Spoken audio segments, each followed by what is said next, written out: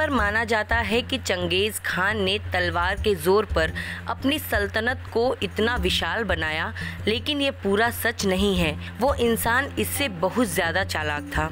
वो दूसरे साम्राज्यों को जीतने के लिए अपनी बेटियों को मजबूर करता था कि वो उन साम्राज्यों के राजाओं से शादी करें, और इसके बाद जब राजा मर जाएगा तो राजा की पत्नी यानी चंगेज़ खान की बेटी सिंहासन पर बैठेगी। लेकिन कई राजा पहले ही शादीशुदा होते थे, तो इसके जवाब में चंगेज़ खान उन राजा की पत्नियों का ही कत्ल कर देता और तब उस राजा को अपनी बेटी से शादी करने के लिए मजबूर करता था।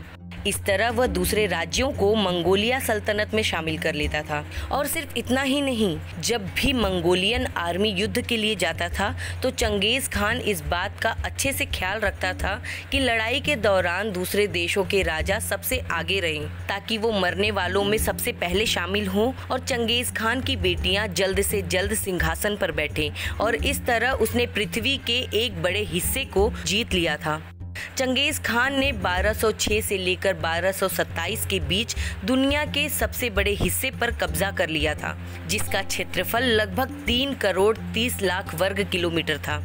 इतना क्षेत्रफल पूरे थल भाग में 22% है और वर्तमान भारत से 10 गुना ज्यादा।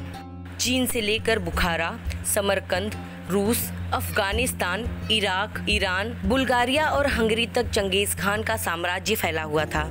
इतना क्षेत्रफल आज तक कोई भी दूसरा सम्राट नहीं जीत सका। चंगेज़ खान अपने साम्राज्य में 3 साल के बच्चों को ही तीरंदाजी और घुड़सवारी का प्रशिक्षण देना शुरू कर देता था। जब यूरोपियंस ने यह देखा था तो उन्होंने लिखा था कि मंगोलों की तो लड़कियां भी पुरुषों से बेहतरीन घुड़सवारी कर सकती हैं। चंगेज़ खान की बेटी की शादी एक युवक से हुई थी जो चंगेज़ खान के बेहद करीब था। ईरान के निशापुर के एक तीरंदाज ने उसकी हत्या कर दी थी। इसका बदला लेने के लिए चंगेज़ खान ने निशापुर की संपूर्ण जनसंख्या को पूर्ण खत्म कर दिया था।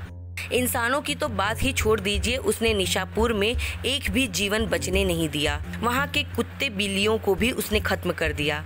उसने एक पिरामिड पर लोगों के खोपड़ी का ढेर लगा दिया था ताकि भविष्य में कोई भी चंगेज़ खान के परिवार पर आक्रमण करने की सोच न सके।